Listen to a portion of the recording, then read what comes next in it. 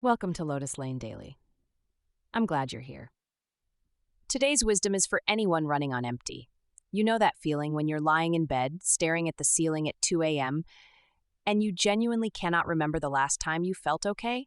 Not happy, just okay. You've been going and going for so long that you can't even tell anymore where the tiredness ends and where you begin. You're not lazy. You're not weak. You just have nothing left. The tank is empty, and someone keeps asking you to drive. That's burnout. And if you're reading this right now, you're probably deep in it. First, let's be honest about something the internet rarely admits. Burnout isn't just being tired. It's not fixed by a bubble bath or a long weekend. It's what happens when a human being gives and gives and gives to their work, their family, their ambitions, other people's expectations, and never stops to ask what's being taken from them in return. Over months and years, something essential gets hollowed out. And one day you wake up and the person who used to care about things doesn't anymore.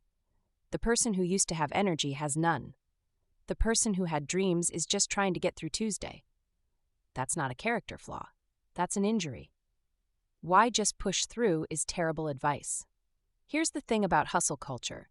It never tells you what comes after the hustle. It shows you the highlight reel, the success, the grind, the results, but it skips the part where people quietly fall apart behind closed doors. It skips the anxiety attacks in the car before work, the crying for no reason, the complete inability to enjoy things you used to love, the weird guilt of resting because you feel like you should be doing something. So you push harder, because that's what you were told to do. And pushing harder when you're already broken doesn't make you stronger. It makes everything worse. There's a line that stuck with me from a collection of philosophical letters written centuries ago. Health is not simply the absence of illness. It is a dynamic state of vitality in which we can take on any challenge.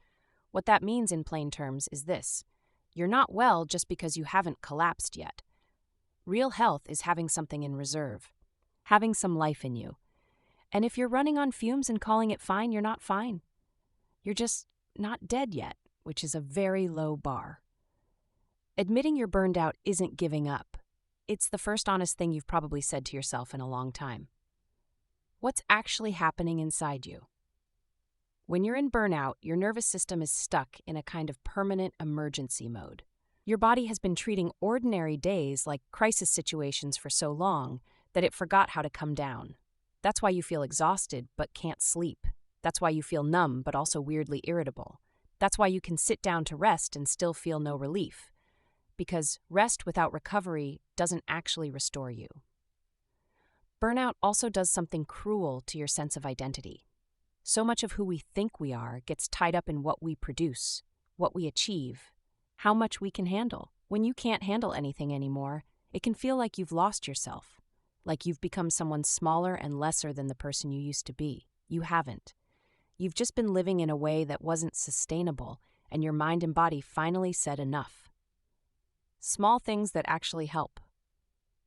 Not a miracle list, just real ones. Here's where most articles hand you a neat 10-step plan. This isn't that. But there are small, real things that can start to move the needle. Not all at once, not perfectly, but honestly. Stop performing wellness and start doing one thing. There's a thought that keeps coming back to me from an old philosophical text. 100 theories without a single action are worthless. Even one small step taken with determination changes everything. Burnout loves to keep you in your head, reading articles, making lists, planning recovery, without ever actually doing anything. One real thing is worth more than 10 plans. What is one thing, just one, that you could do today that would give your body or mind a small amount of relief? Not fix everything, just one thing. Sleep is not optional. I know that sounds obvious, but burned out people are often chronically undersleeping, either because they can't switch off or because they're using late nights as the only private time they get. Sleep isn't laziness.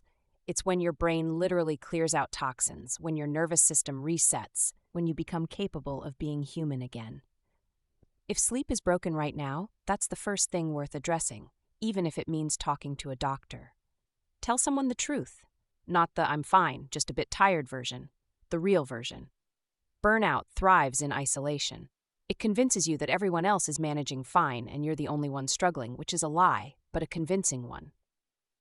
Find one person, a friend, a partner, a therapist, anyone, and say the actual words out loud. I'm not doing well. I'm really struggling. That act alone can break something open in a useful way. Reduce the load, even temporarily. This feels impossible, but usually there are things on your plate that are there out of habit, obligation, or guilt rather than genuine necessity. What is one commitment, one responsibility, one thing you've been doing on autopilot that you could pause, delegate, or drop entirely for the next few weeks? Not forever. Just now, while you recover. Get outside and move your body, even slightly. Not to lose weight, not to train for anything. Just because your body is not designed to sit still in artificial light being anxious. Even a 15-minute walk outside, actual daylight, actual fresh air, can shift something in your nervous system in ways that are disproportionately helpful for how simple they are. The part nobody talks about, what burnout is trying to tell you. There's a perspective I find genuinely useful here, from old philosophical writing that understood suffering not as punishment, but as information. One letter puts it plainly. Through illness, we can deepen our compassion and discover our true strength. That doesn't mean burnout is a gift, or that you should be grateful for suffering. That would be patronizing. But it does mean that what breaks you can also show you something true about yourself and your life, if you're willing to look at it. Burnout is usually telling you something, that the life you were living had some fundamental imbalance in it, that you had been putting yourself last for a very long time, that the way you were measuring your own worth, through output, through productivity, through how much you could endure, was always going to cost you something. The question on the other side of burnout isn't just how do I recover, but what do I want to return to, and what would I rather leave behind? That's not something you have to figure out right now at 2 a.m. when you're running on nothing, but it's worth knowing that you don't have to perfectly reconstruct the old life. The old life is what led here. You don't have to fix everything tonight. Recovery from burnout is slow. It's not linear. There will be days where you feel a little better and then a day where you feel terrible again, and that's normal. Not a sign that you're failing at recovering. But here's what I want you to know, honestly and without any agenda. The fact that you're here, that you searched for this, that somewhere inside you, there's a part still trying to find a way through. That matters. That part of you is still alive, and that's more than enough to start with. You gave a lot, probably more than you should have, for longer than was fair. Now it's time to give something back to yourself. Not all at once, not perfectly, but gradually and with some patience for who you are right now, not who you think you should be. Take it one night at a time. Start with tonight. That's enough. That's the wisdom for today. If something here landed for you, share it with one person who might need to hear it too. Take it slow. I'll see you tomorrow on Lotus Lane Daily.